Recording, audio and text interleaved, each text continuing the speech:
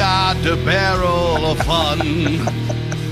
Roll out the barrel. We've got the blues on the run.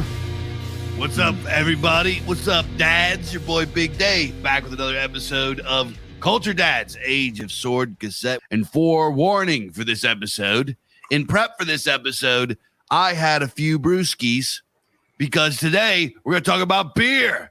And I got a little loopy, so I'm a little loopy right now. It's good. What is it, like 9:30 in the morning there? Yeah, right yeah. It's I popped up at 8, and I was like, hell yeah. You're not still drunk, but you're like, oh shit, like you don't have all your senses back yet. So I'm still feeling a little loopy. You know, I had to take a couple Advil to get rid of my headache because I'm old now, so I can't really, drink like I used to. But yeah, before we get started, I want to give a shout out to our God Emperor tier patron, Mr. Kazilkum Cruiser, our man, Big Dog. Thank you, sir. And so how we doing, Mike? How you feeling? I'm good. Yeah, no, I'm good. It's nighttime here. So I've got a couple brews on the go. Yeah. I figured that this episode will get spicier as time goes on. But so actually, it was on the recommendation of Kazilkin Cruiser that we decided to do this episode. He pointed out very obviously, and after he said it, I felt like a complete retard. That we needed to do an episode on beer, and of course, once you hear that, you're like, okay, that obviously yes. How did we miss that? But so here we are now. This is these are the perks of being the part of like one of the top tier patrons, is that basically if you want us to do an episode, we will do it on that topic as long as it's something that we can really do justice to, you know what I mean? And I think this is one that we could. So yeah, shout out to him for that, and you guys have him to thank for what I think will be a good episode. So I want to start it out like this. So we originally were like, let's talk about beer, let's talk about mead and wine and all that. A lot of this ties in together, the mead and the beer anyways. And then we're like, let's talk about it. Let's do a couple different parts. I think it's going to be a two-part episode series, whatever you could call it. And the reason for this is because our history with beer is so immense. There's so many rabbit holes that go down in regards to our relationship to beer that it's unbelievable. You could talk about culture, you could talk about religion, you could talk about law, you could talk about technology, you could talk about wars, you could talk about freaking all kind of stuff. It's crazy. You don't think about it because it's like we overlooked it. We've done pizza, we've done culinary things, we like are the guys that talk about this stuff, and it's so mundane and so overlooked that we didn't even think. Let's talk about one of the most important cultural developments that we as a people have had that have been with us since forever. So I want to start it out by saying this, Mike. Let me ask you. So this is a 2018 consensus or whatever. In the world, we have consumed about 23 billion liters of spirits, meaning, liquor and everything like that, which, by the way, folks, that like liquor is only like a couple centuries old. We haven't, I didn't even realize this. We haven't had strong alcohol. Like the 1800s is where strong alcohol came from. Before that, we didn't have strong stuff. So anyway, yep. The world has consumed, actually, I don't know if it's the world or if it's the West. So let's just say the world, 23 billion liters of spirits or liquor. We've drank 25 billion liters of wine. How many liters of beer do you think we drank? I'm going to go with 100 billion. 400 billion. Woo! Yeah, that's how much beer we drink. Yeah, it is nice. The drink. It is the world's drink. It is the world's drink. And it's not weird to think about because when you go, so I went down the rabbit. I knew this was going to be convoluted because finding out who invented or where invented beer is kind of like figuring out who or where invented like fire or the wheel or something.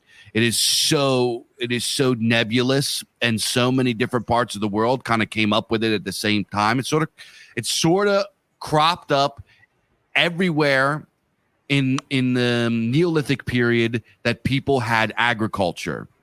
Wherever people were growing wheat and barley and so on and so forth, there was a primordial drink that we could identify as beer. And we know this because it was called bioarchaeology or whatever, finding clay pots and scraping the schmutz out of it and testing it. And the oldest one that we found, now these guys weren't the first ones to do it, but this is the oldest beer-like drink that we have discovered as far as in the ancient world, and that's actually in China. It was called in Jiahu, China, about 8,000 BC. They had a beer-like beverage. Now, it wasn't really what we now identify as beer. It was a malt alcohol that was made from various, herbs and plants and so on and so forth. It didn't have like what we would understand or what the world now understands as beer. It was made with things like rice flakes, hawthorn fruit, chrysanthemums, actually, like flowers, like to add floral stuff. And they actually recreated it. There's a pretty cool, I'm sure you guys that are beer guys, there's a company called Dogfish Head. I believe they're out of Delaware. They made a beer. I've actually had it. It was called Chateau Jiahu or something like that. It's got a lady on the front. It's not bad. It's actually not bad. It's I suggest you guys out there that like history and want to taste what beer tasted like in ancient China, give that a shot. So you're telling me that the OG beer, the original beer is really one of these like craft brew, micro brew ones with like the flower, the floral tones and hints and everything. So that's the OG. That's the OG. The hipster has been with us since the upper Neolithic or whatever, I guess, eh? Big time. So it's even we're like in microbrew status for like the with this timeline for the next few thousand years. like we were microbrewing the whole time. So you go forward a little bit later, the next kind of examples that we get for beer is you have actually one that comes out of it's called it was they associated with King Midas. Where was King Midas from? Was he from that's Crete, right? So they find these jugs, these jars on Crete that I believe they were in the tomb of King Midas, or I can't remember. I'm thinking of King Minos, but yeah, let's go with Crete. I forget where Midas is from. Actually, I think he's from Anatolia, but I could be wrong. Anyway. Yeah, I can't remember. The guy that touches things and turns them into gold, that guy. Yeah. So anyway, they find, I can't remember if it is too. I probably should have looked it up. Doesn't matter. So anyway, they find this beer that they associate with King Midas and his people. They dig it from the jars and they find it, and they actually Dogfish Head made this one too, right? They actually it kind of is like their niche to recreate using bioarchaeo techniques to recreate beers. I actually think it's pretty cool. I actually have had this one too. It's called Midas Touch, and it's not bad. It's not bad. So probably the first example that we see talking about beer written down, we're talking about 3400 BC. We're going into Sumer, right? When Sumerian tablets. And the one that everybody points to is called the Hymn of Ninkasi, right? Yeah. What's interesting about the Hymn of Ninkasi is this like goddess associated. Not like if you go watch like a documentary, they'll be like, oh, it's the goddess of beer. She wasn't really the goddess of beer. She was sort of a shared fertility goddess that had associated with many things and certain seasons and everything like that. Between all of these kind of cultures, these what are they called? Like Mesopotamian, Semitic cultures, Sumeria, Babylon, etc., etc. So they all shared this same deity, but the prayers to this deity included talking about beer. So these guys were making beer, and we actually have evidence that these guys were indeed making beer. And this goes to Egypt too.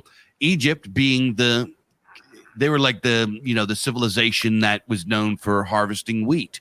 They were the grain lords, right? Even Rome bought their grain from Egypt because they considered the best bread to come from grains that were grown in Egypt.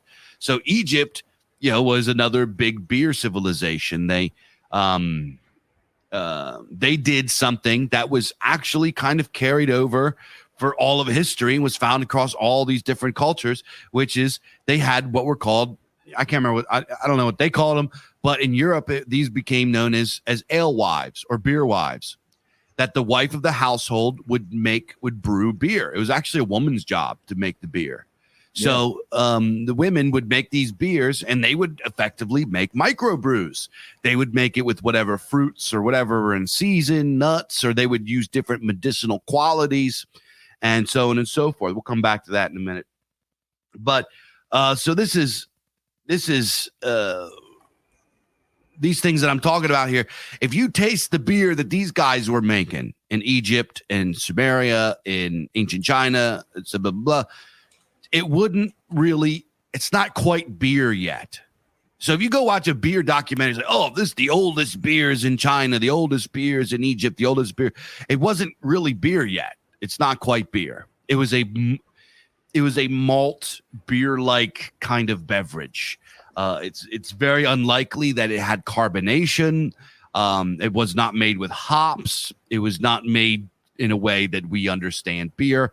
We're talking, this stuff is such low alcohol content, and actually low alcohol content is something that was across the board.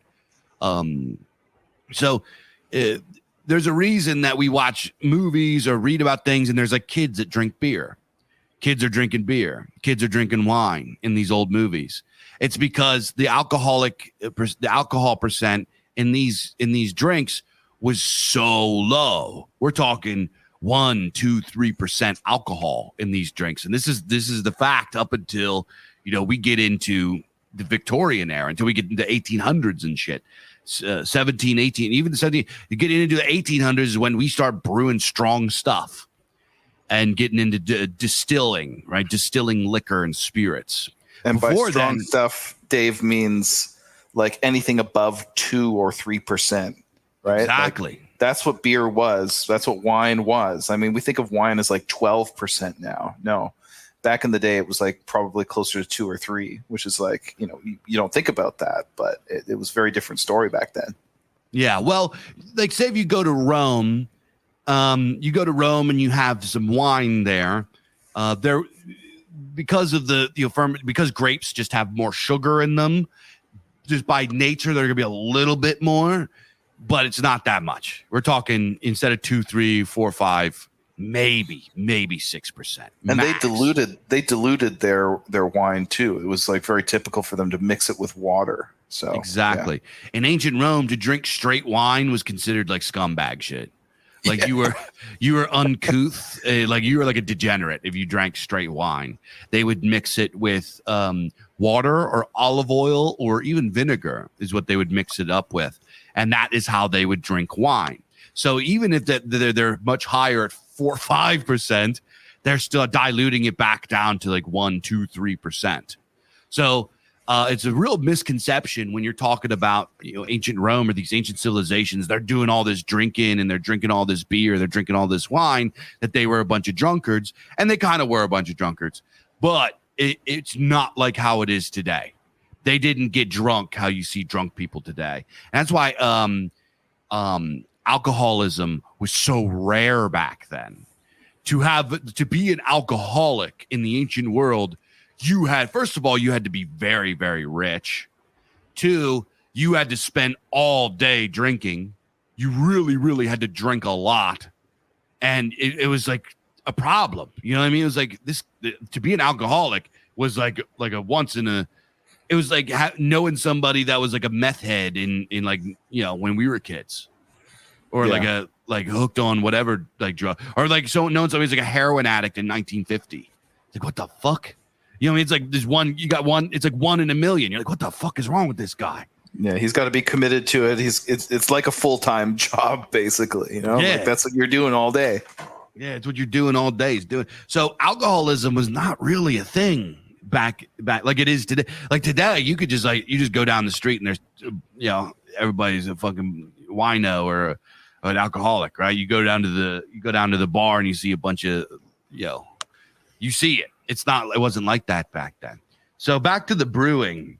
Obviously, the Germanics were huge. So we don't have real written evidence. We do have archaeological evidence.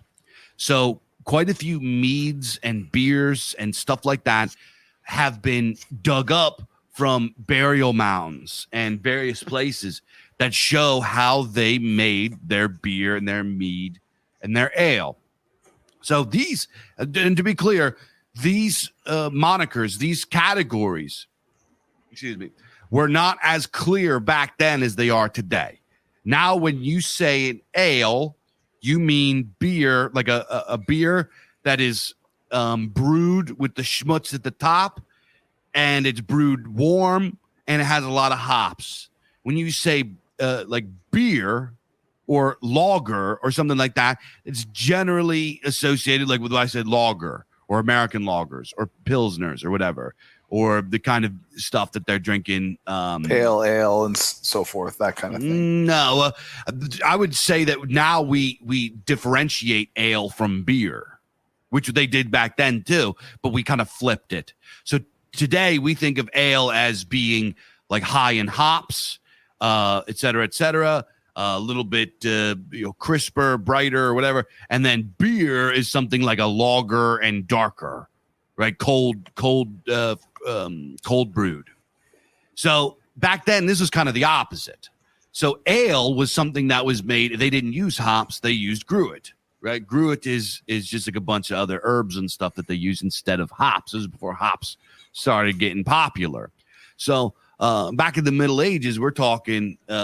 Everybody was making beer, and it was the same as I said. The women made beer. It had medicinal properties, about 2-3%. The Norse actually used brew sticks, right? And they would say, if you read something where they talk about the Norse brew sticks, they'll be like, oh, they thought it was magic, but it actually wasn't magic. It was just yeast on the stick. They fucking knew it was yeast on the stick, you retard. That's not what magic means, you fucking idiot. I get so tired. They thought it was. Dude, the yeast is the magic, you fucking oh my God, it makes me so. It's so annoying. It's like, oh yeah, they thought they were imbuing Harry Potter magic and they were casting level 5 fucking magic missile on their shit. Shut the fuck up, dude. Like, it's just so gay and dumb. I in prepping for this episode, I was like doing some research on a certain thing that we'll talk about in a few minutes, I'm sure. But I got onto Reddit and like, man, these people, these like the progressive like mindset or whatever is just like, it's so childish. You know what I mean? Where they just basically think that like they live for anything that's like everything you ever thought about X is completely wrong. You know, I call it the like TEDx worldview. You know what I mean? Yeah. Where it's like, it's just the most fucking trivial, stupid, idiotic contrarianism, like 101 fucking level contrarianism, where it's just ridiculous how these people, they just live for that shit, right? Like anything that is overturning what you always thought was the case is like, they love it. They just lap that shit up. It doesn't matter if it's true, right? The whole idea is like the belief is fucking performative. So anyway, I don't mean to derail your story, but they're addicted to novelty. See it all the time. Yeah, exactly. It's like a neophilia aspect to it, where it's like, and this is like it infects the university system too. Like this is why you constantly see like revolution among the academic class, is that they're constantly trying to overturn their values, right? Is because they have systematically produced an environment where novelty seeking is like rewarded, and like actually coming to know the truth is punished, because that is conservative, and conservatism doesn't give academics anything to do. So anyway, I'm sorry. Go on with your story. You're right. They're like addicted. It's like that shit that you talk about, how progressives are always like saying history is now, and they have to reinvent history all the time. You know what I mean? It's like there's like a systematic amnesia behind it. It's ridiculous. Exactly. Well, when you're the foundations of your worldview is that new is good and old is bad. When something starts getting old, you have to make it new, whether it's true or not.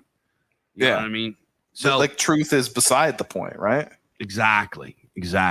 Let me knock out this history stuff and we'll get yakking. All right, sorry. Yeah, you were talking about brew sticks. Yeah, so the brew sticks, the Norse would get these brew sticks, and what these brew sticks would do is that in the stick, in the grains of the wood, the yeast would live there, and this created like what we would consider like heirloom yeast, like a lineage of yeast that grow over time and stuff like that. It's actually pretty innovative technology that they had there. So that's kind of what they would do, and then fast forward to. We're talking 8th, 9th century is where we really get beer. This is where beer becomes beer as we know it, is when you add its barley, its hops, its water.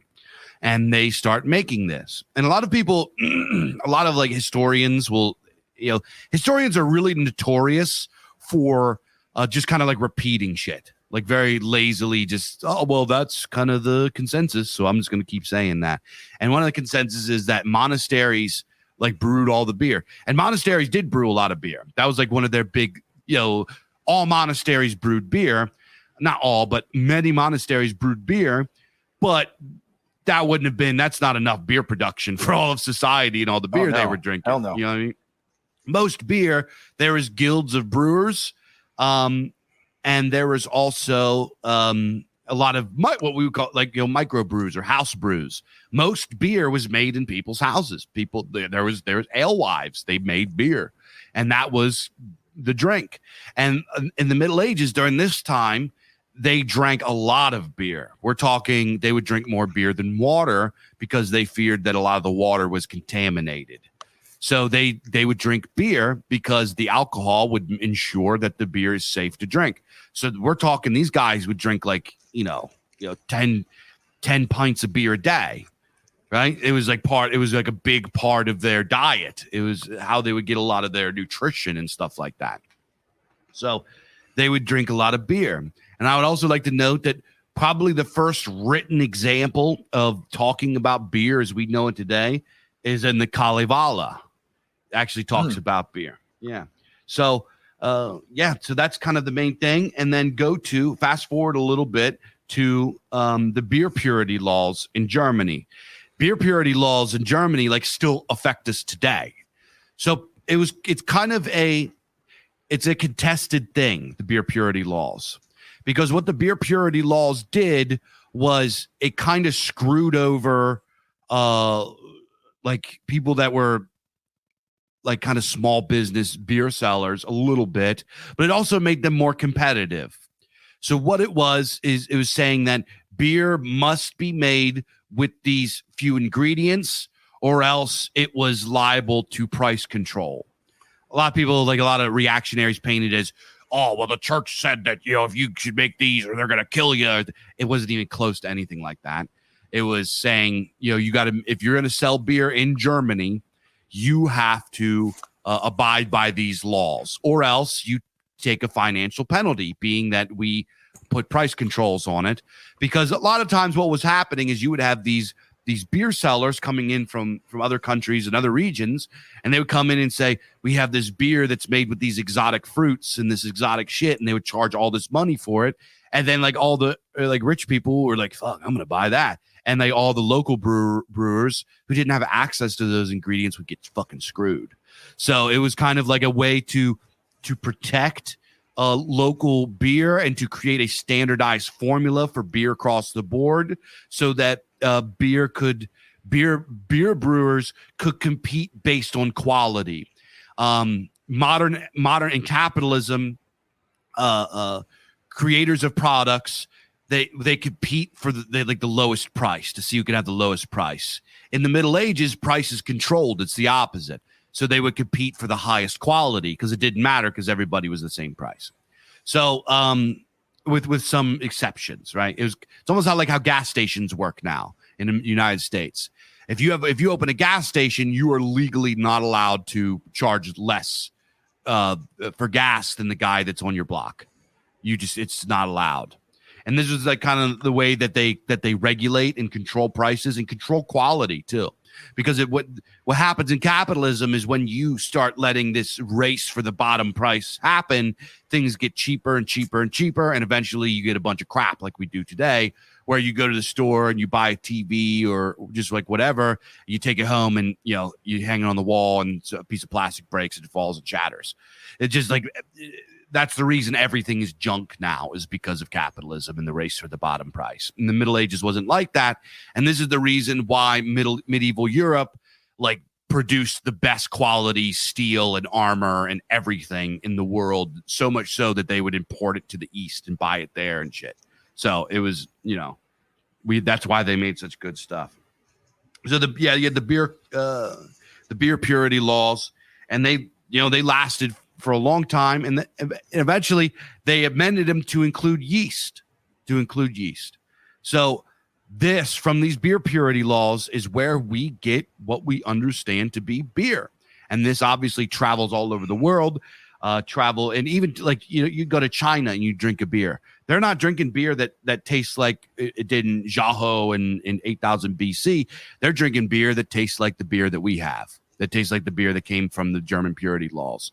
This became the worldwide standard of how beer is supposed to taste. It contains some hops, it contains barley and malt, and it contains water and yeast. And those are the only ingredients that are kind of in it.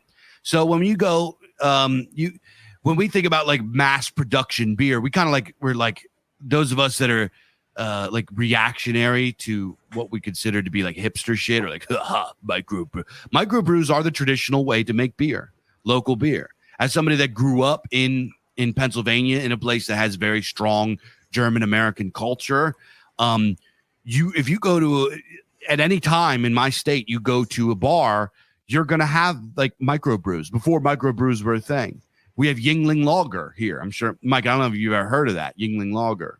I haven't actually. Yeah, Yingling is like it's America's oldest brewery. It says it on the bottle.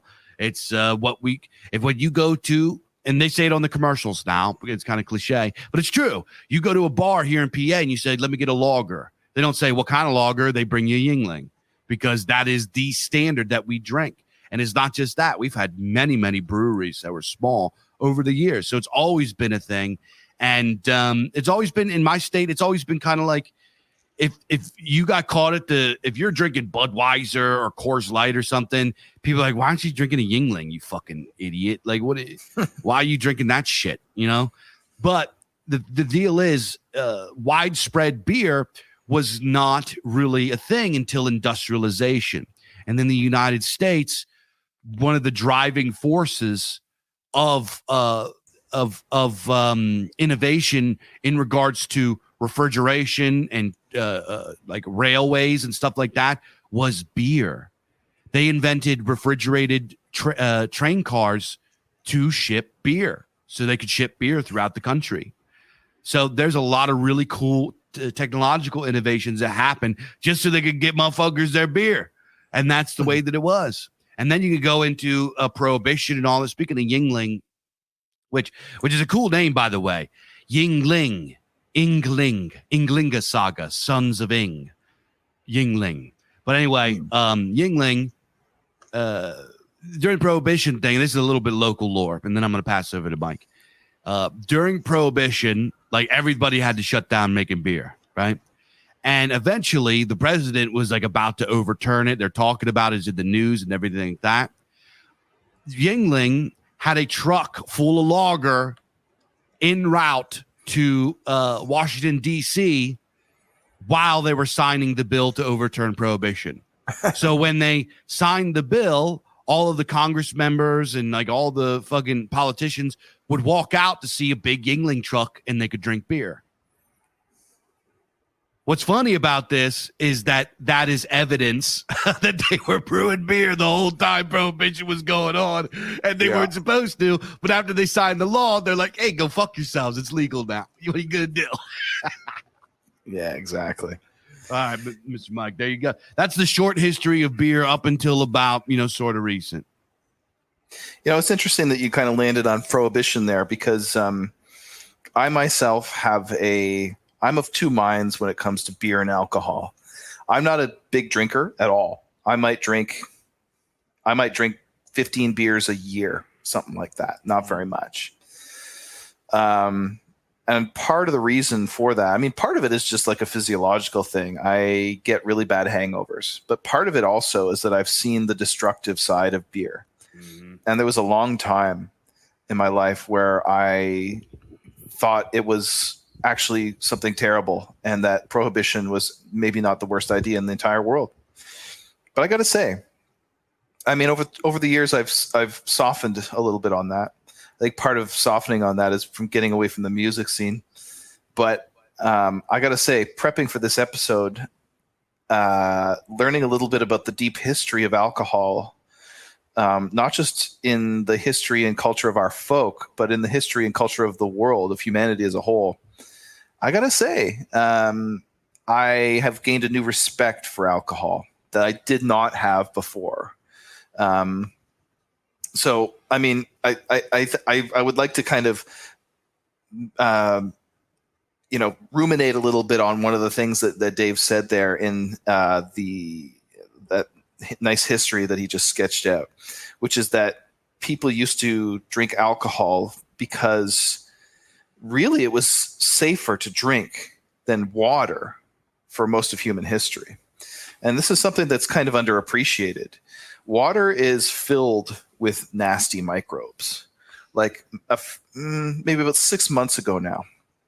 Dave will understand this because he's a dad and he's got young kids, that when you're in that position, it's not unusual for you to have like a stomach flu just rip through your fucking house. Mm-hmm. You know what I mean? And like just fucking tear you a new one. No pun intended. Here in Australia, they call it gastroenteritis, or stomach flu. They will call it in Canada and the United States, but it's the same thing no matter what. It's just like you are on the can for like days and days, and it's nasty. Everybody has had this at one point, and if you're a parent, you have it quite a bit. Like it probably comes through our house 3 or 4 times a year now. Mm. Actually, it's probably less these days because the kids are getting a bit older, but when they're little, you get it all the time. Mm. And so about 6 months ago, I started to feel this, right? I started to feel like I've got like, whatever, all the symptoms, just nasty stuff. Right? Yeah. I'm not going to go into any graphic detail. Everybody knows what I'm talking about. But what was weird about this when I got it was that I was the only one that got it in the house.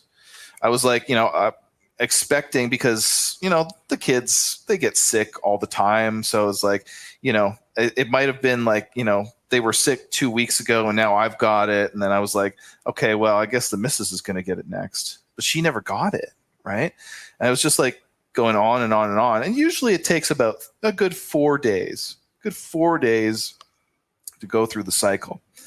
But after like a week and a half, I was still not over it. And it was getting worse. And I was just like, oh my God, like this is horrible. Like I'm just glued to the couch all day. I feel like garbage.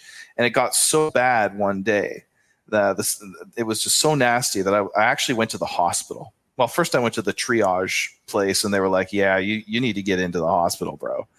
So I did that. And long story short, they took a like sample or whatever, and they're like, you've got what's called Campylobacter, which is a kind of bacterium. It was not stomach flu. It was a bacterium that I had. Mm. And bottom line is I got it from some, I think what it was is I keep chicken in the freezer and I use it like, as often as I can or whatever. But I guess this chicken, I hadn't labeled it hadn't labeled when it went into the freezer, and it probably came out after like 9 months or something stupid like that. And so anyway, I had eaten this chicken, and that's my theory about how I got this, what I thought was the stomach flu. And so anyway, I mean, they sent me to the hospital. They got me on some antibiotics. I had started to turn a corner, probably like within the day I went to the hospital, but I was like, shit's getting pretty real, bro. I need to figure out what the fuck's going on here. So they got me on some antibiotics. It turned around real quick. It wasn't a problem. But this kind of thing could easily kill someone in our ancestral environment, especially in a hunter-gatherer society where there's only so much food in the pantry, so to speak. And if you're the male head of the household, you're the one that's like hunting the big game out with your mannerbund. You can't be taking 2 weeks off, right? That's going to be a big problem. We don't usually think about this as a problem today, but clean drinking water and these like microbes, these nasty microbes that are in the water, was a huge problem for most of human history. And it's especially a problem in places where people live on top of each other, right? It's especially a problem in more urban environments. The more people there are, the more animals there are, and the more waste there is. And the more waste there is, the dirtier the water, right? This is still a huge problem worldwide. Like you hear about this all the time where access to clean drinking water is a big, big problem for like millions and millions, hundreds of millions of people worldwide, right? So probably a quite significant proportion of our deep ancestors going back, beyond the last ice age, died just trying to get enough to drink. Alcohol, on the other hand, is naturally antiseptic and naturally acidic, right? And in some forms, it keeps for a super long time. So kind of, in contradistinction to what we might think intuitively, alcohol was actually the more healthy choice of a drink than water for the majority of, not the majority of human history, but since it was invented, essentially, right? For our ancestors, alcohol was an indispensable source of fluid and calories too, right? Especially in an ancestral environment where calories are hard to come by.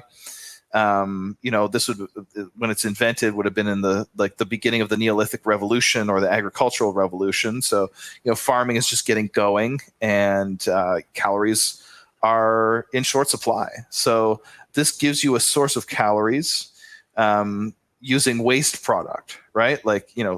Basically, fruit and grains and things like that left to rot, sort of thing. So this was very important for our ancestors. And I think it's actually, and this is what kind of gave me a little bit of a renewed respect for alcohol, I guess you could say, is that as it turns out, probably a lot of people, more people owe their lives, their existence to the development of alcohol than to the development of most other things. It's probably up there in the top 10 inventions that actually, made humanity's existence possible, right? At least at the scale that it has been in the dense urban environments. And you know what? This actually kind of makes a bit of sense. I was aware of this. I did not know that alcohol was actually better to drink than water for a lot of human history. And now this is where, it came into what I was talking about before, going onto Reddit, and they're like, actually, this is not true. And every time you hear somebody say this about alcohol, it's always like from some pop science journal, and there's no real citations. Of course, there's no citation in the fucking Reddit comment. But anyway, I hate these people. They're the worst. Yeah. But you know what? It makes sense of in the ancient sources, you almost never find references to people drinking water. Or if they do, it's Odysseus is just washed up on the shore, and he's really thirsty, and he goes to find a drink from a stream or whatever, which would have actually been dangerous for him at that point, but you rarely ever find like references in Homer or like the ancient sagas to like people just drinking water. Like Homer mentions it a couple of times in reference to, like I say, finding a clear spring or something like that.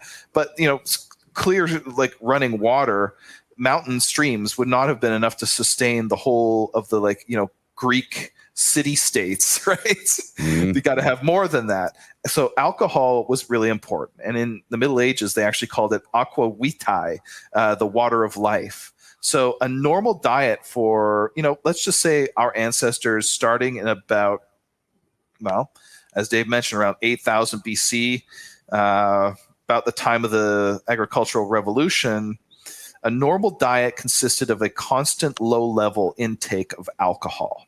This is why you hear of like children drinking alcohol, like in the old like Canterbury Tales and like old sagas and epics and things like that. This is why you hear about that, right?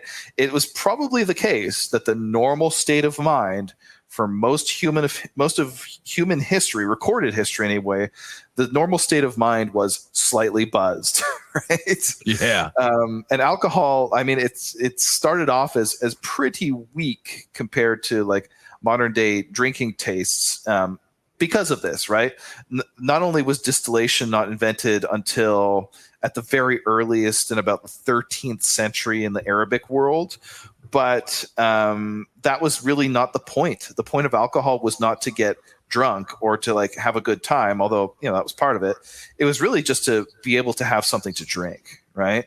And so you get these like weird drinks in, like, you know, Homer, for example. There's this bizarre drink called I think I don't know how to pronounce it exactly, but it's kaikion, something like that, which is this combination of water and barley along with honey and wine and cheese and herbs, like grated cheese. It's like this weird sort of like vinaigrette type thing. Like it was kind of more like those brews that you get, like those really strong, you know, 12% beers, although it wouldn't have been that strong. But it was kind of like these ones where it was like, it had like multiple layers in it, almost like a vinaigrette dressing, to where you had to like shake it up in order to drink it. Otherwise you're just drinking like straight up cheese or something, you know what I mean? So, and it's interesting because there's an anecdote in Heraclitus about this particular drink, which he actually uses it to make a metaphysical point, which, you know, in passing, is just that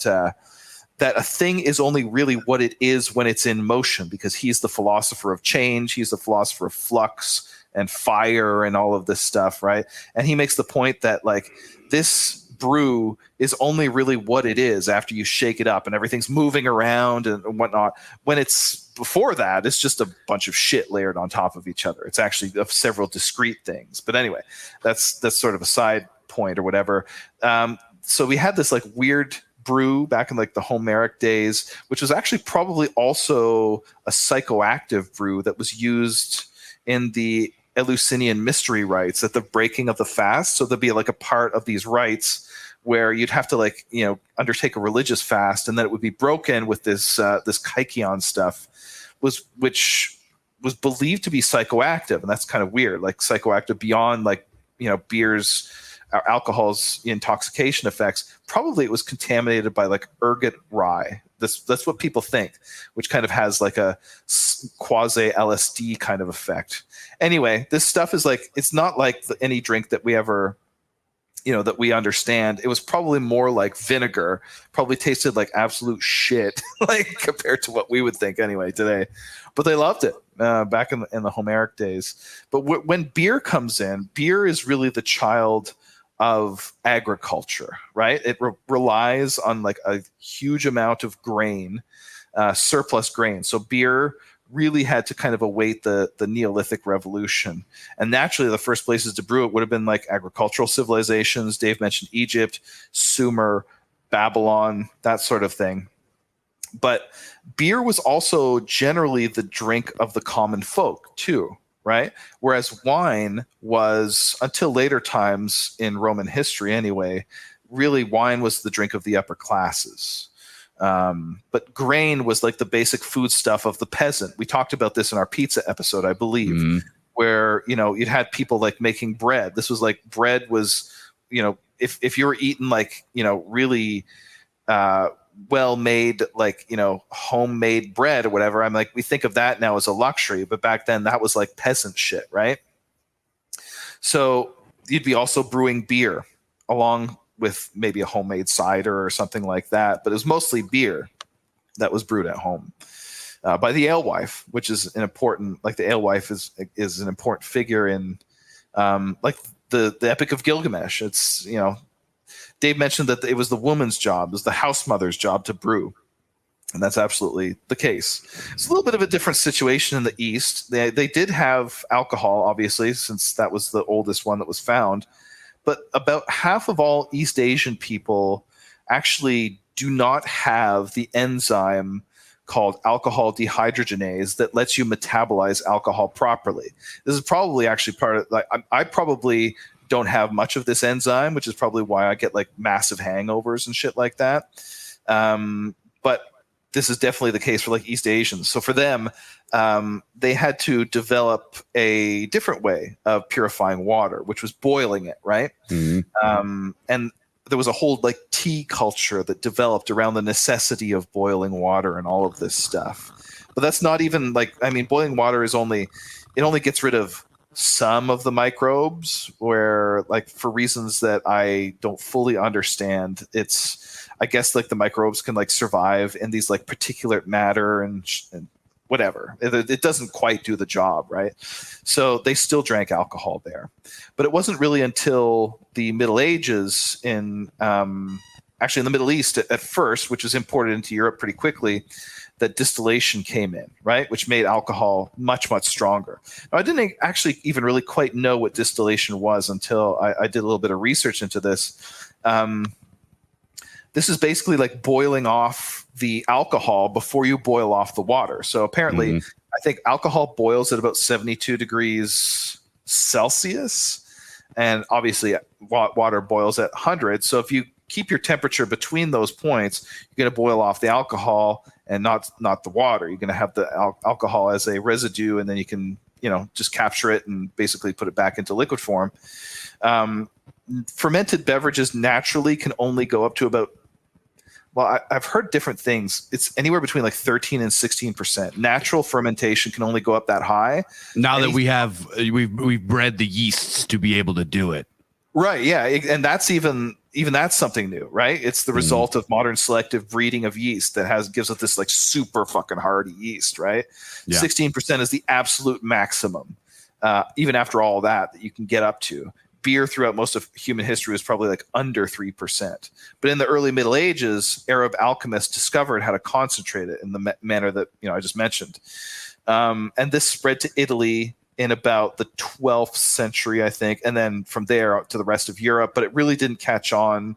It didn't become a real, like, it didn't really become something that was an art, I guess, until much later, like, centuries after that. So, alcohol before that was known as this thing that you could like overindulge in, but it wasn't until distillation that became a real drug, right? Yeah. The rum trade. Exactly. Yeah. And I mean, there are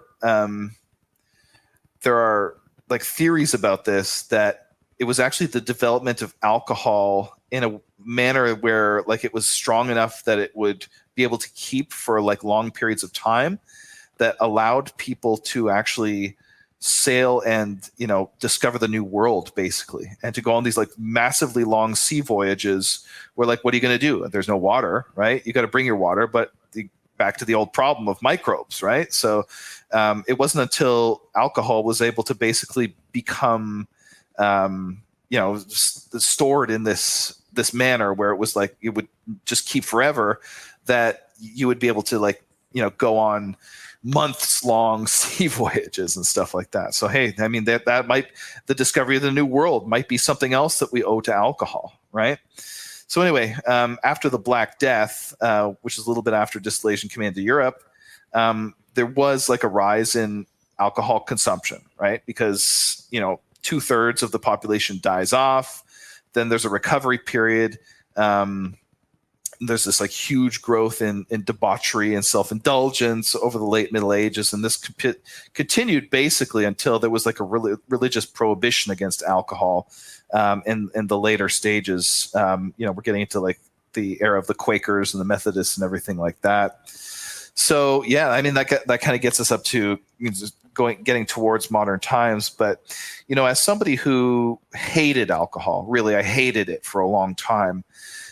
Researching this kind of has given me a new perspective on it. And, this is one of the things, actually, Dave did a really nice, go on to Dave's Telegram page. And he did a nice little message there last night about prepping for this beer episode and how, Culture Dads is all about us sharing our knowledge and our discoveries with you guys, and that is what it's about. But one of the things that it has kind of come back to Dave and I is rediscovering some of the stuff that we forgot about, or like new things that we didn't know about, which is cool when we share stuff. And this is new for me, right? This sort of like newfound respect for alcohol is, I didn't have that before. And so this is one of the things that you learn when you're a culture dad, I guess. Right? Hell yeah. Hell yeah. So another thing I wanted to point out, and this is something that is another rabbit hole that I went down. This pertains to us today. There is sort of a streak in there's almost like a progressive streak among folks that are on our side of things, where people will gladly try to reject or be reactionary to something that is old because they think that it is of poor utility to them today. And one of them is this kind of like hatred of beer and calling people beer dads and saying all this kind of, it's like, oh, you drink beer, that's that's going to make you fat, that's going to make you gay, and that's going to give you tits and all this kind of shit. And there's some of that is warranted, because there are a lot of young men and men period that drink too much damn beer, that it's bad for them, and they shouldn't drink everything in moderation. And one of the things that they zone in on with their critique is hops, right? So hops, the reason that it was introduced and became part of the German purity laws. Now, there's some kind of conspiracies that they put it in there to feminize men and to make them more controllable.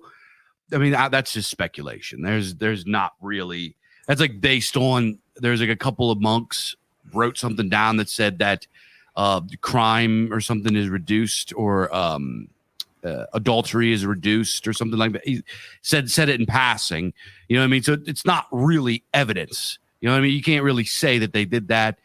And that would be a pretty weird, it's a little bit schizo to think that everybody who was brewing beer at this time switched over to hops because they wanted men to be more gay, or men to be less manly.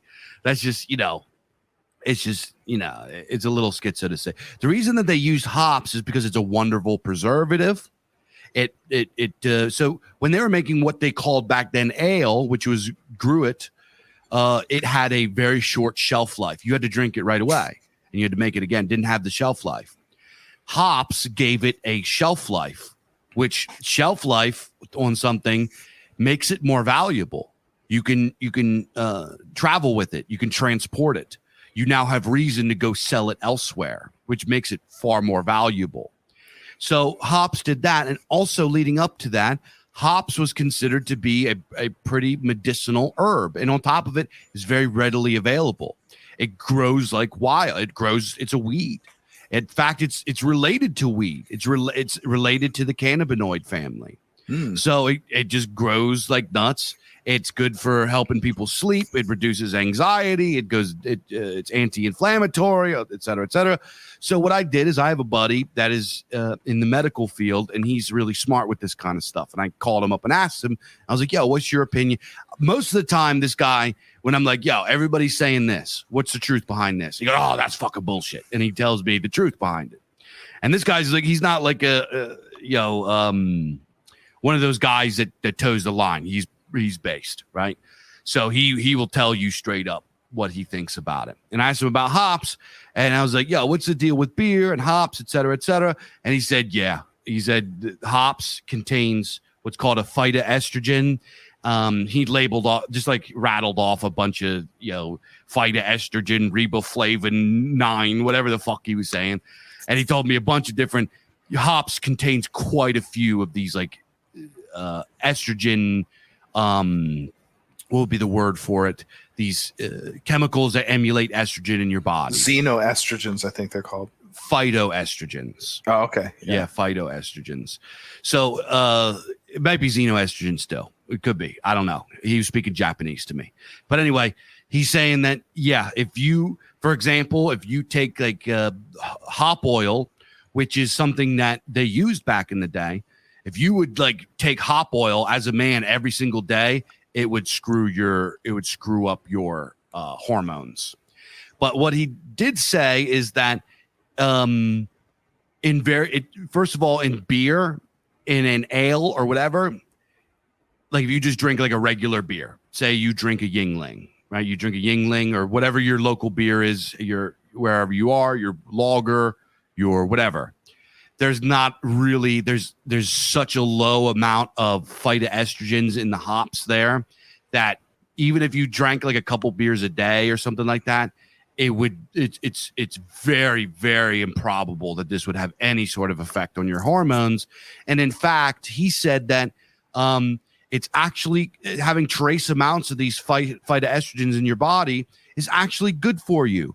It's good for lowering blood pressure. It's good for fighting anxiety. It's good for actually regulating your hormones. Like if you're somebody that's getting low T in your old age, it'll help to boost your T. Like it in very small amounts, it's actually a little bit good for you. It's like what they say, red wine actually has a huge amounts of phytoestrogens as well. And when you drink that, they say drink a glass of red wine. It's good for your heart. That's because this phytoestrogen is actually good for blood vessels and blood flow. It's good for your heart. It really is good for your heart. But what he did say is a lot of these India Pale Ales, the IPAs that hipsters are drinking, and I like them sometimes too. If you drink too many of these, because they are not naturally brewed, they're not like beers back in the day. They do have a huge amount of phytoestrogen in them. He said that you will develop what they used to call brewer's droop, which is man tits. You can, if you drink way too much of this shit over a long period of time, you would get what they call brewer's droop. And what this was back in the day when after the German purity laws, when they started using large amounts of hops, when they were handling the hops themselves and like breathing in the dust, and when they were like handling hops, which was that called transdermal, whatever, where it would go through your skin and like, all this kind of shit, they would start getting kind of flabby and soft and getting tits. So the original trans. The hops would tune them out. So that's why. Shit. Yeah. and you know what? A lot of the hops collection back in the day was taken from women, and the monks would start doing it. So when you go and you look up like art in regards to brewer's droop, it'll show some like flabby monk with man tits. And that's kind of like the thing, is that they would say this about the monks. And another thing to point out is that later on, when the cultivation of hops began to happen, we're talking cultivation, not began to happen, because cultivation of hops happened in like BC times. But like true large scale cultivation of hops for the production of beer in the Middle Ages, when women would go out and do this, they would record, and this also is today too. If you go work at a brewery or a hops plantation, they tell the women, get ready for disruption of your menstrual cycles.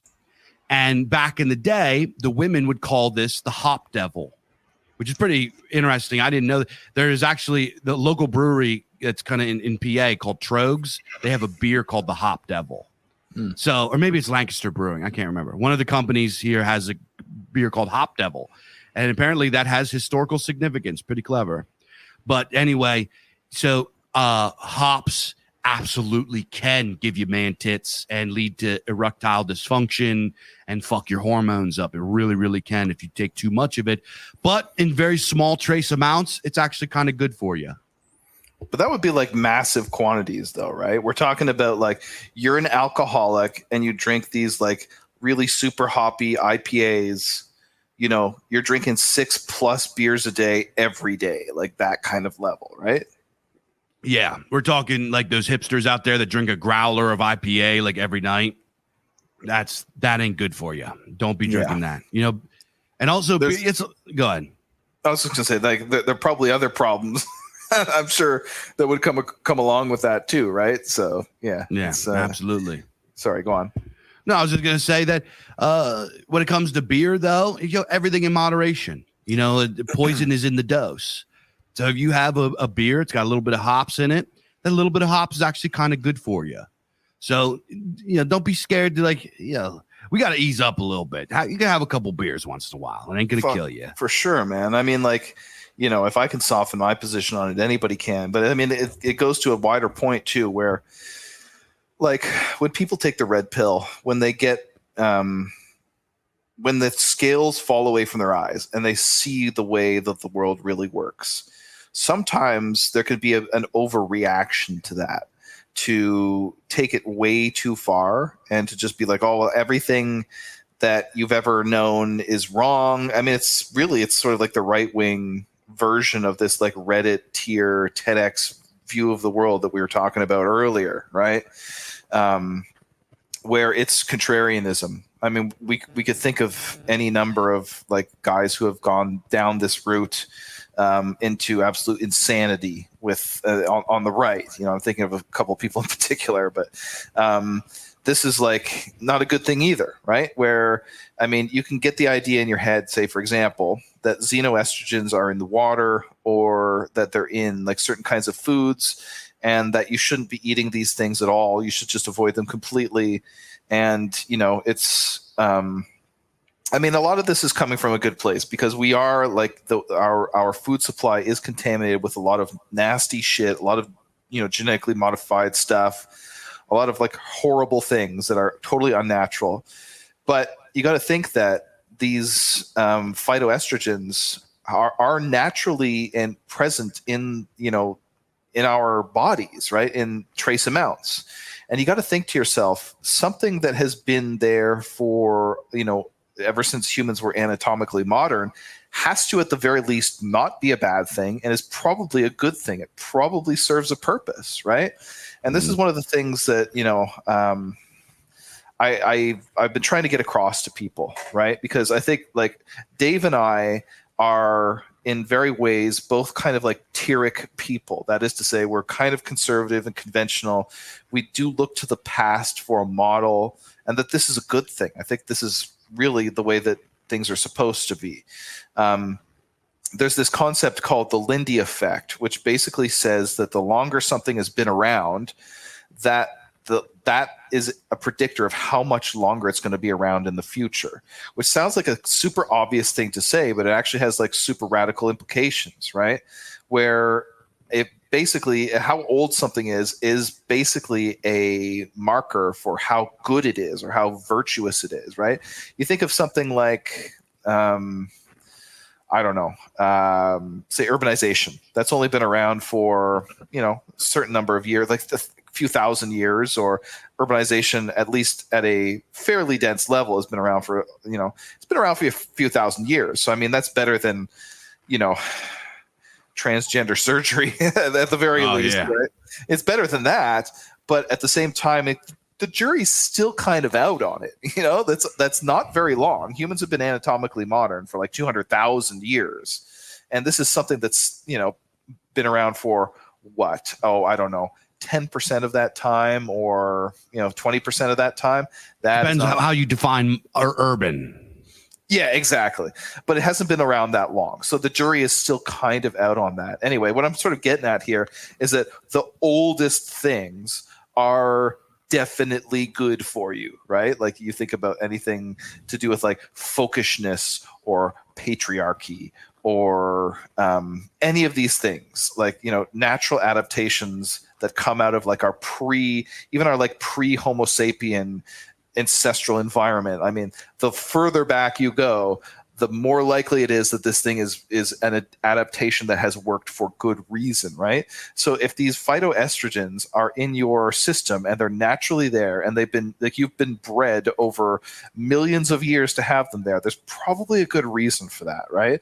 And this is something that I think the knee-jerk reactionary sort of contrarianism, it really is stupid. It completely misses, right? Another example I like to give about this is the for eugenics, and I think we talked about this when we talked about our episode on eugenics, but I'll say it again, which is that if you are a eugenicist at any time up to the 20th century, and you had the ability to get rid of, like, say if somehow you had cutting edge eugenics, but the understanding of our anatomy up to the mid 20th century, you would probably have thought to yourself, this appendix thing, this organ called the appendix, really doesn't serve any purpose, and it's actually kind of dangerous. Sometimes they rupture, sometimes they can get infected and whatever. You would probably have gotten rid of it, right? Because you didn't see the purpose of it.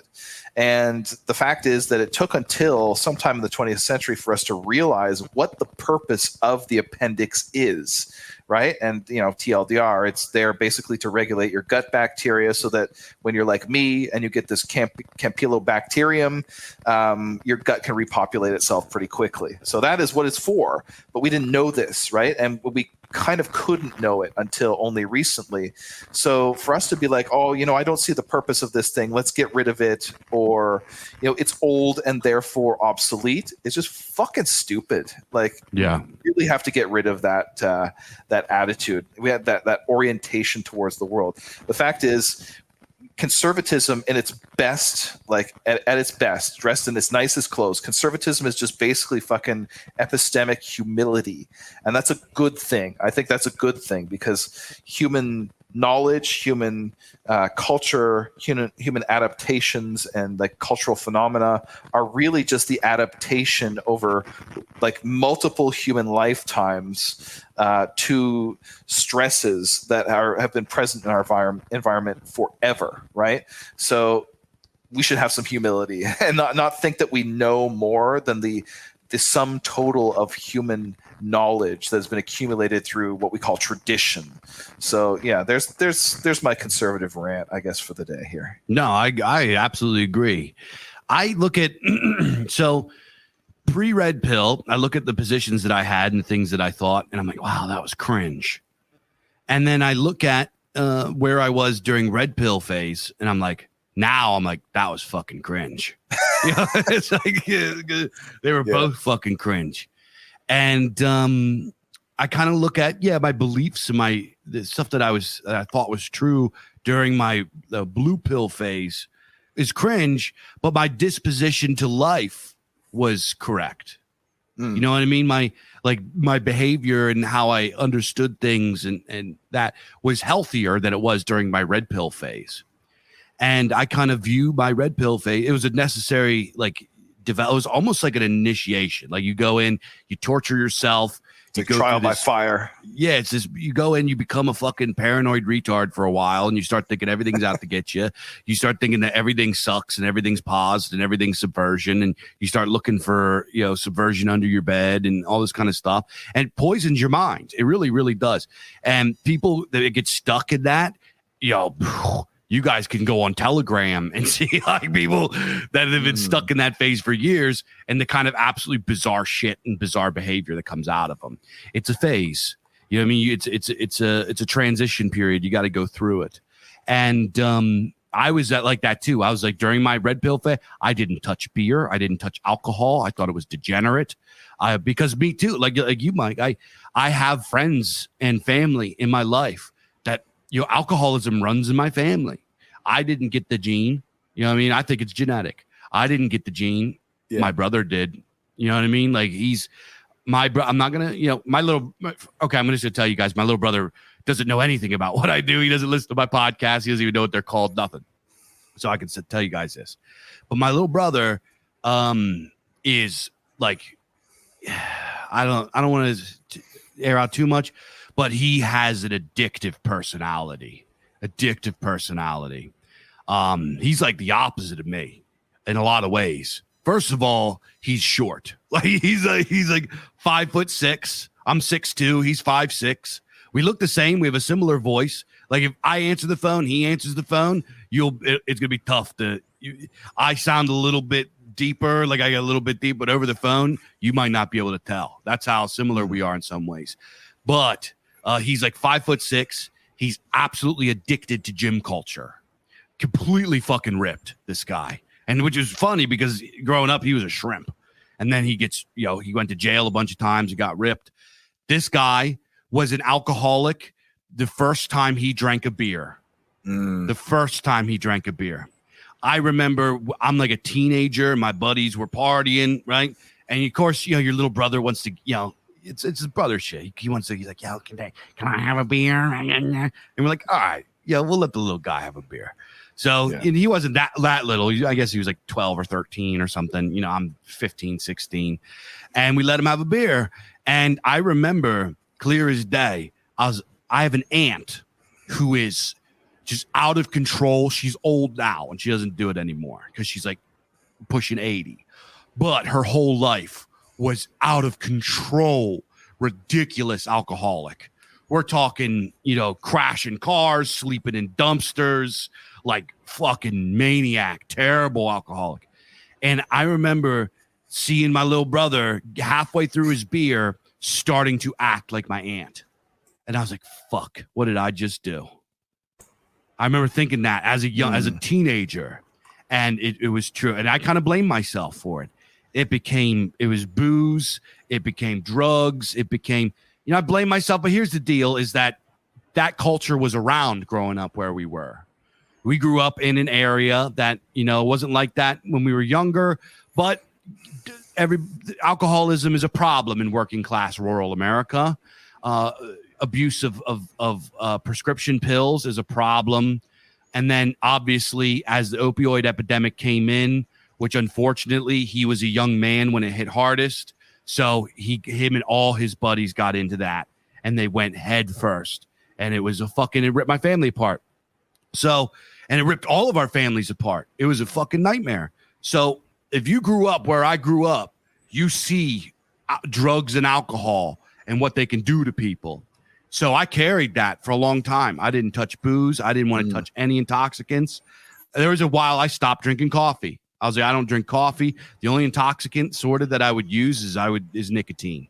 I would smoke cigarettes. Like I wasn't even touching energy drinks or coffee for a while because I was so reactionary to it. But over time, I eased up and I was like, you know what?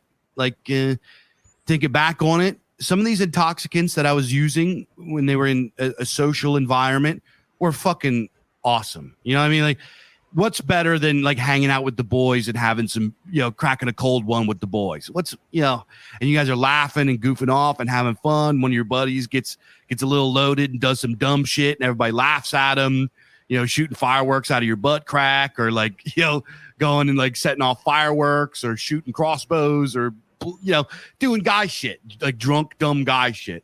It was fun. Or getting in, I look back at some of the stuff that I think was like bad, where like me and my buddies would start shit with some boys at the bar and we'd get into a big fight and the cops would come, we'd have to run and all this.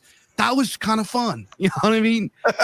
Even looking back to when we were smoking weed, dude, there was times smoking weed, I got really bad with it when I was a young man and it became like something that I did and it made me a fucking burnout. And I wish I never did that. I wish I never went down that road. But when I was, when we were, toking up and like smoking the stuff that was grown locally, and it was me and the buddies in the friend group, and we're sitting around like just like toking up, just laughing and being silly, and that was like a bonding experience. And there were like jokes and things that were said and weird shit that was talked about and conversations that were had that still remain as like inside jokes today that are. And this type of interior language is like tribal language is like hugely important to bonding with other human beings. Yeah, and that's the sort of kernel of the Mannerbund, right? That's the kernel of the tribe is this shared language, these shared experiences and everything. Exactly.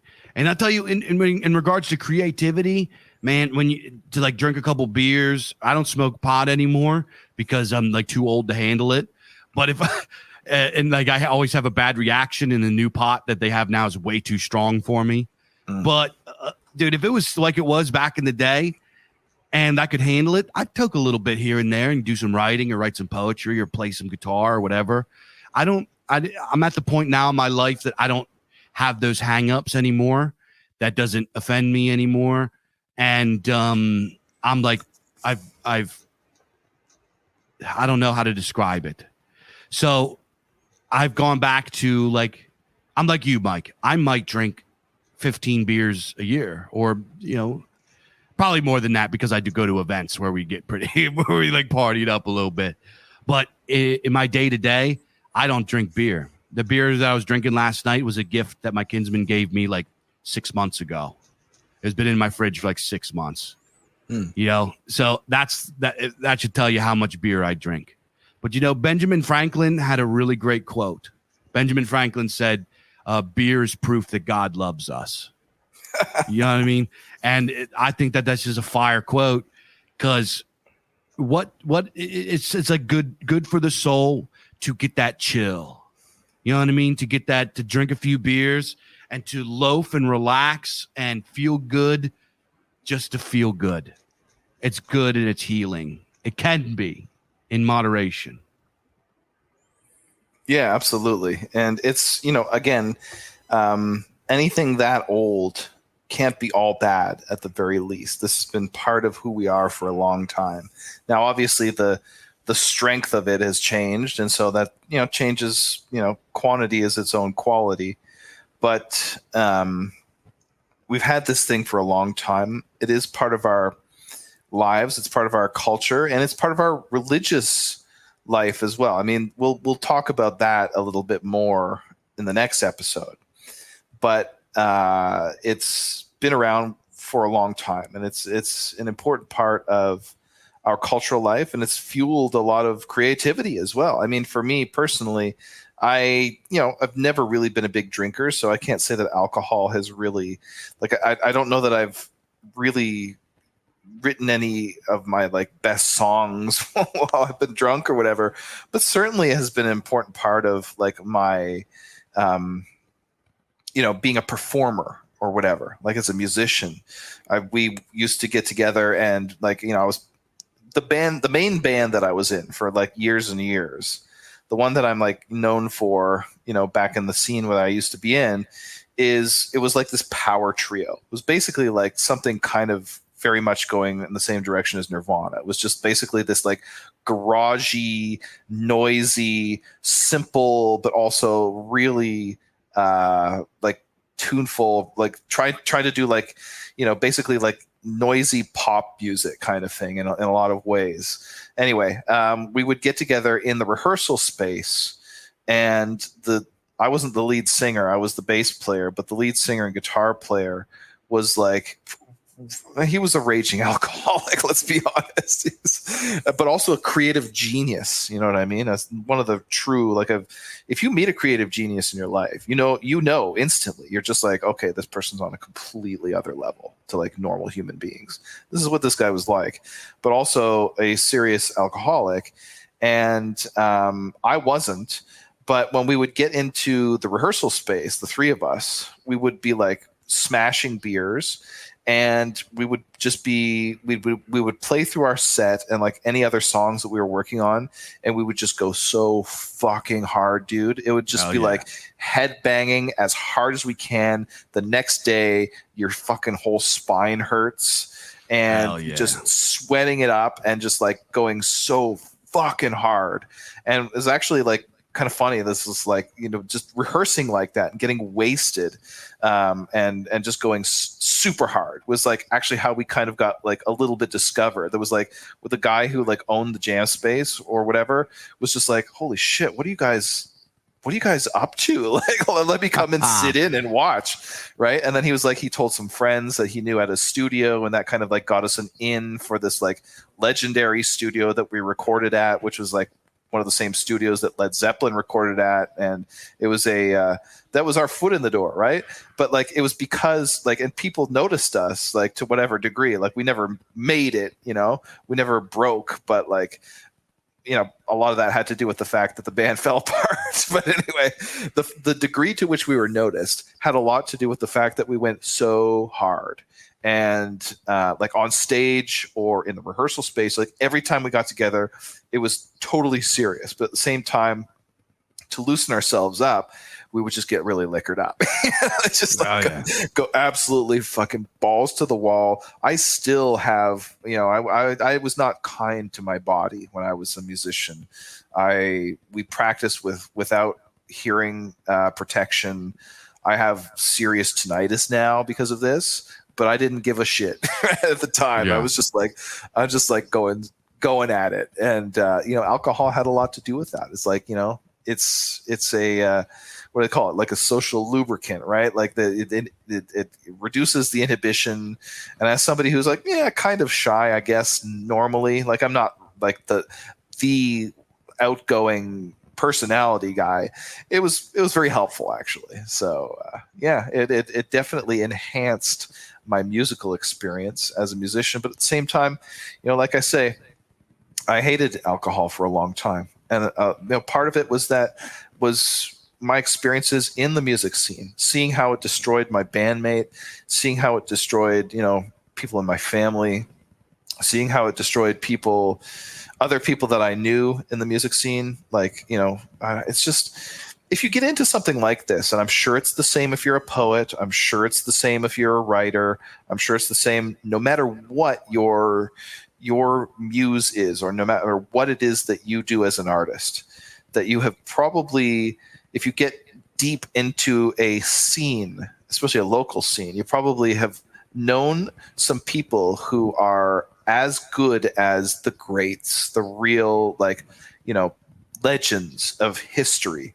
but who just never went anywhere because, you know, for various reasons, they just never got discovered, or more likely because they destroyed themselves. And yeah. I saw lots of that. I saw that happen on several occasions. People who should have been as big as Jimi Hendrix or whatever, name your gigantic rock star. People who should have been on that level, but just like could not keep their shit together because they couldn't handle their liquor. So this is like, you know, it's a double-edged sword. I am still of two minds about it. I've kind of softened a little bit of it on this over the last, I guess, probably 10 years since I left the music scene.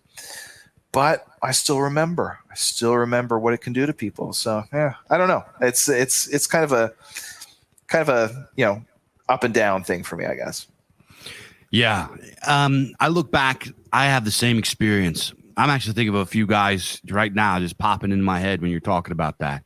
Guys that were like world-class talent, world-class skill, like gave their lives to like mastering their instrument and could have like gone far, but they fucked it all up.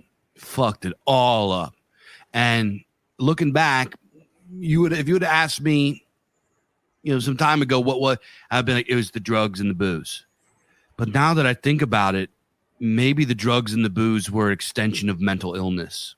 You know what I mean? Because I think about it. What if there was no drugs or booze? Would they have risen up? Probably not, because they were just you know, they just. So one guy in particular I'm talking about, one of the most magnificent guitar players I've ever seen, like not just in real life, but like ever seen. This guy was unbelievable. So here's the thing in metal is there are like riff guys and then there's shred guys, right? And usually the riff guy, the really, really good riff guys can do some good leads and like do some functional, nice leads and stuff that sound good in the song. Shred guys can play riffs, but there's usually, with guys that are pure shred, there's usually something missing to their riffs. Like their picking technique is too soft, so they don't really get the real heavy chugs. They don't really they're not really of the mind to like write a riff that fucks. You know, they are two very, very different things. For anybody that's not a guitar player, Dave's absolutely right. That's exactly how it works. Yeah, so it's like a lot of times shred guys they can't simplify their minds enough to like write something that's just is just kind of simple and sounds good. You know what I mean? So this guy I'm talking about was both. He wrote awesome riffs and he was a shred monster. He could sing a little bit. He wasn't like a great singer, but he could sing. Like when he picked up the acoustic guitar and he sang folk songs, he sounded good. He could do harsh vocals like death metal, black metal type shit. He was fucking awesome. Awesome. This guy just like could do anything. He played, you could tell him a genre. He could play jazz. He could play a country. He was a metal guy. He played blues. He played rock. He played fucking everything. Classical guitar. There was not a genre this guy did not master. His problem was he was a fucking idiot. He was a fucking idiot, and he was tortured by his own like mental state. He'd have depressives. He would. This guy was so depressed and miserable. He would find like he was just constantly getting in with these girls. Like he had the worst pick of girls that would just like abuse him and treat him like shit and ruin his life, take his money. He couldn't keep a job. He was fucking, you know, this guy was probably like 160 IQ, like genius, fucking complete disaster life. Even if he didn't have drugs or alcohol, this guy could never show up on time. He like was like so super, had terrible social anxiety. So the moment more than a few people were like looking at him, he would fuck up. Like it was completely terrible. But if he knows you one-on-one, it was so frustrating with this guy, because if you know him, you get to know. First of all, he's the kind of guy that just couldn't lie. He couldn't lie. He like, if he fucked something up, he would just like come clean immediately. He was just like so generous with everything. He could have $10 and he'd give you $5 if you needed it. You know what I mean? He was like just one of those guys. But he was also a fucking disaster. And it was so frustrating because you would sit down with this dude in his house and you would like just be blown away at this guy's talent. And then you would get up at rehearsal and there would be like some people there hanging out, or you would play a show or whatever, and he would clam up and fuck it all up. And then he would go do drugs. It was a disaster. And it's like, part of my thing, and it's alcohol too. This guy he was one of those dudes that when alcohol showed up, you would see him, and the next time you would see him, he would be blackout wasted. And this was one of those dudes that when he would get drunk, he was a completely different person. He like had a demon in him. He would get mean. He would start fights. He was just like all of his like inner frustration about himself. He would project on people. He would say like evil, nasty shit to people that was like they would never forget. Like it was bizarre. It was bizarre. And for the longest time, I blamed alcohol for this guy's fuck up. But you know what? Even if he didn't have alcohol, he didn't have drugs, he would still be fucked up because he was fucked up in the head. Yeah, it's hard to say how much of it is like the alcohol is the cause versus the symptom. You know what I mean? I don't know. But yeah, it is like, you know, it's an inseparable part of at least our music culture and generally creative culture as well. Yeah. Which is weird because I've never found it to be creativity enhancing. Really?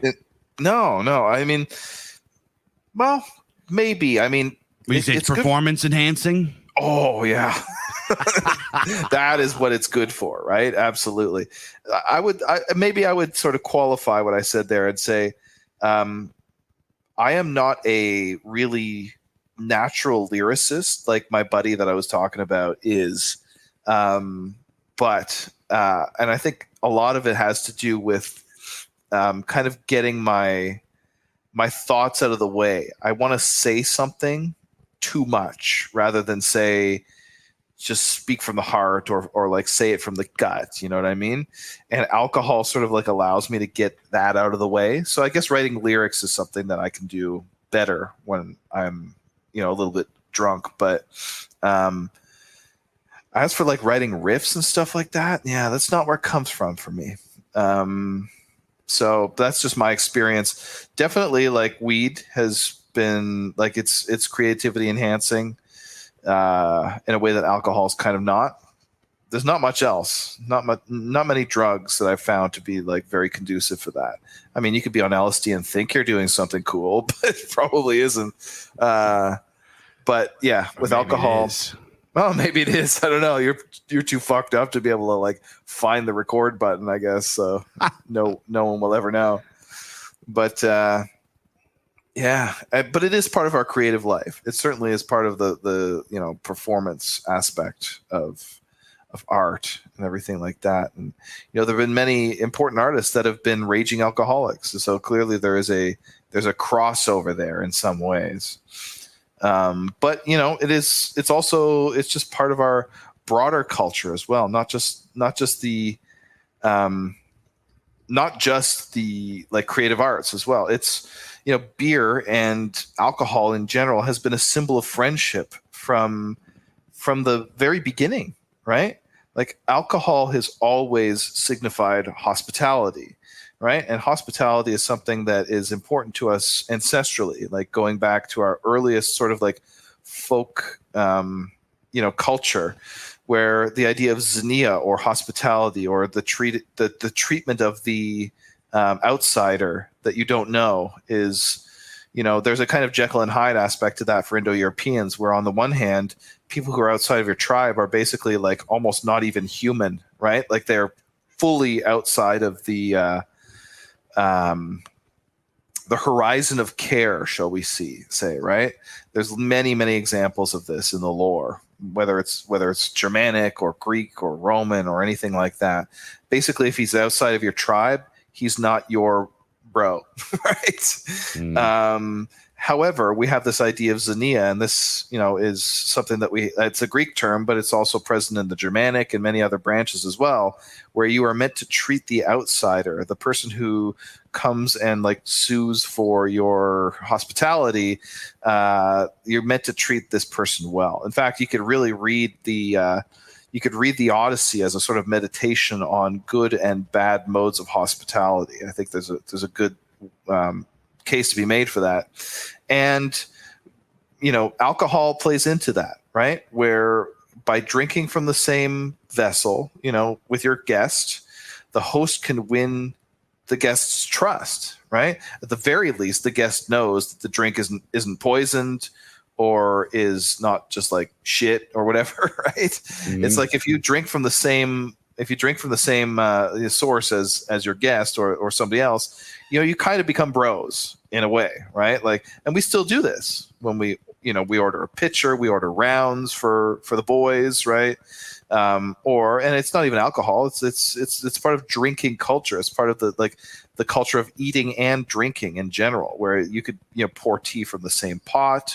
Or you could share a bottle of wine, but it's the sharing of a meal, the breaking of bread and the sharing of wine, the sharing of alcohol is an important part of sociality. It's an important part of who we are as peoples. And again, we'll talk about this a little bit more when we talk about the sacred meal next week. But yeah, I just wanted to sort of underscore that. I think it's important for us to underscore the fact that alcohol is it's a real social, there's a social aspect to it that is very, very important. Yeah, absolutely. Havamal talks about this at length, right? It talks about what is Havamal? It's like a story of going to somebody's house and how you should behave yourself. Obviously, it's a little bit, it applies to much grander levels of behavior and social etiquette and stuff like that, and talk about truth and how you should conduct yourself, the good good action and good correct behavior, et cetera, ethics. I guess you could talk about it as. But drinking is a big part of what it talks about in here, and it says a few things. It's like you gotta how are you gonna be a good host if you don't got good beer? And also, if you're there, drink his beer, but don't act like a dick. You know, if you drink think about it like this: you drink too much. The more you drink, the dumber you get, and the more stupid shit that's come out of your mouth. And if you're gonna say stupid shit, then just say nothing at all. It's better to not speak than say dumb shit, right? Make sure your words have weight, have brevity, right? Speak kindly of people. Know when to shut it down. Know when to go to bed. You know, nothing good happens at night, and people that are up all night long are up to no good usually, right? Back in those days, a little bit different. Now we have people that could be night owls because they're up all night, fucking doing third shift or whatever. But or you're like me and you're translating obscure texts. It happens. Oh my god, yeah. Or up all night, fucking doing book layouts, writing weird tales. Yeah.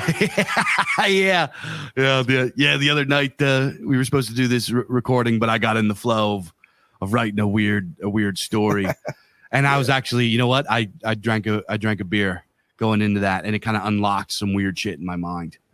Go. Yeah, I was really flowing with that. This next story I'm coming out with is probably my weirdest so far. There's some really like psychedelic dream shit in there and some really gross, uncomfortable. It's gonna be weird. It's gonna be weird. Nice. Yeah. So alcohol, beer, it's part of our history. It has impacted us on such massive levels as far as culture, as far as history, as far as technology, as far as, you know, there's not an arena of our existence throughout history that we can look at without, you know, beer and alcohol being involved with it. You know, right? So, hey, it's we got to look at it. You know, we got to look at it like that, and we got to have respect for it. You know, it's and when you don't have respect for it, it can fuck you up. You know, poison is in the dose, right? You know, we just got done talking about all the people that we knew that are, you know, special people that, you know, alcohol did damage to. So poison is in the dose. What do we get? We have a saying we say. It goes, I can't remember what it goes off the top of my head. I forget. Doesn't matter. It's like it's something that got made up in the community. It's like abscond from the horn, accept in celebration, drink of the mead, but in moderation is what we say. So, you know, you can have some drink, but make sure you're moderate with it. It's not going to kill you. It's not going to turn you into a trooned out titty monster. If you only have a couple, it ain't going to hurt you. And plus, you know, getting with your boys and having a few brewskis, hey, that's good for the soul. Just, you know, like everything, moderation. Yeah, I mean, a lot of people use it as an excuse to say, oh, you know, whatever, I was drunk and therefore not in control. I mean, that's bullshit. That's just a bullshit excuse. No, you right? wanted to do that. Yeah. Yeah, exactly. It wasn't the alcohol. There's no like dumb thing that I've done while drunk that I didn't actually just like really want to do. Yeah. You know what I mean? Like I did those things and said those things because they were on my mind and that's what I wanted to do. And I just forgot that it was retarded to do it. That's all. Yeah, exactly. Right.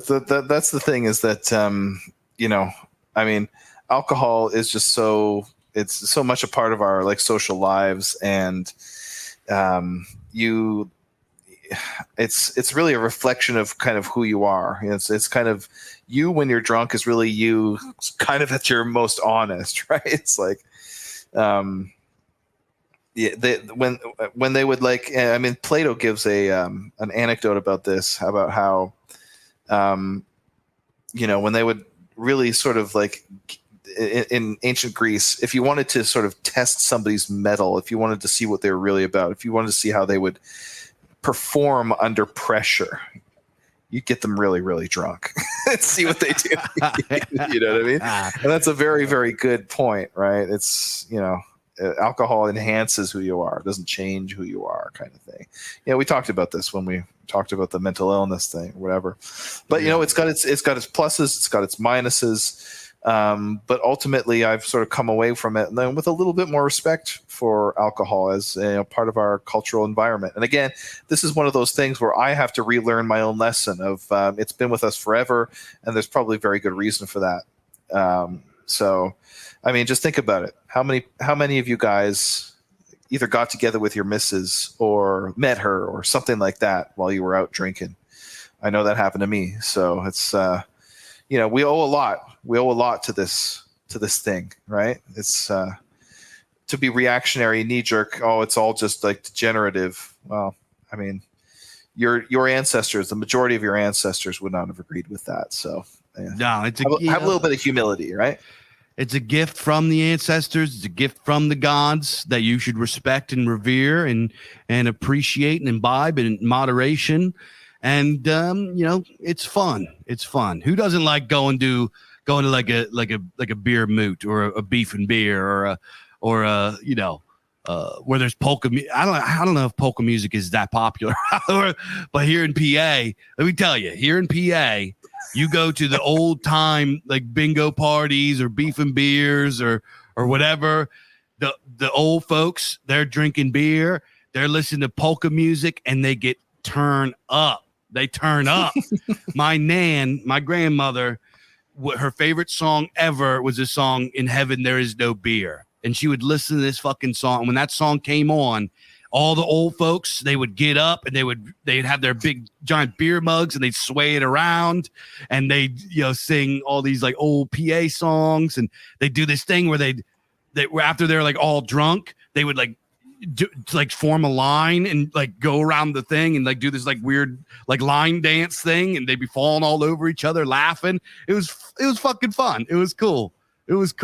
So I love the vibe. I love the vibe of polka parties, of beer gatherings, of beer halls. It's fun. It's rowdy. It's a good time. There's good food. There's good people. There's good laughs. It's just the way that it is. It's good stuff. In heaven there is no beer. That's why we drink it here. And when we're gone from here, our friends will be drinking all the beer. Nice. I'll tell you, there may be no beer in heaven, but in Valhalla, I'm pretty sure that the mead is flowing right now. Absolutely. Big time. So that's what we got to say. What do you think? Speaking of drinking beer, I got the Kinsmen waiting downstairs. They showed up early. We're going to an Oktoberfest. So I'm leaving this to go drink some beer and have some bratwursts and get all Pennsylvanish around here. Nice. Have at it, bro. So what do you think about wrapping it up, Mr. Mike? Let's do it. All right, folks. I appreciate all you guys' loves and blessings to all you folks. Thank you so much for being our patrons and helping Culture Dads grow and everything like that. But if you're not signed up already, make sure to go over to imperiumpress.org/podcast and go get signed up to the Gumroad over there. Lots of great stuff. Perks such as hardback copies of the Western Canon series. Guys, these books they're so beautiful. They're awesome. I have a few of them. They're on my bookshelf.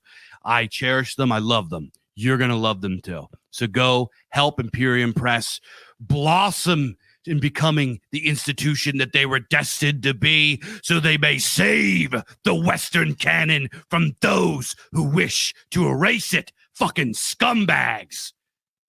And also you can check out what I'm doing over at the bizarrearchives.com. Buy books. We got a new book about to drop. Freaking another Lord Dunsany. It's called The King of Elfland's Daughter. It's the fantasy novel, epic fantasy novel that started it all. There would be no Tolkien, none of it. Lord of the Rings would have never happened without this book. Hugely, hugely influential book. And we're about to drop it very, very soon with beautiful cover art by the Albionic artist himself, Theodoric S. Taylor. So that's going to be available very soon. Follow us on Twitter and Telegram at The Bizarre Archives. Shout out to our God Emperor patron, Kazilkum Cruiser. who, because of his generosity, man, we can keep the lights on. So blessings to him, and blessings to all you culture dads out there also helping us keep the lights on. Hails and blessings and Prost. I'll see you guys next time.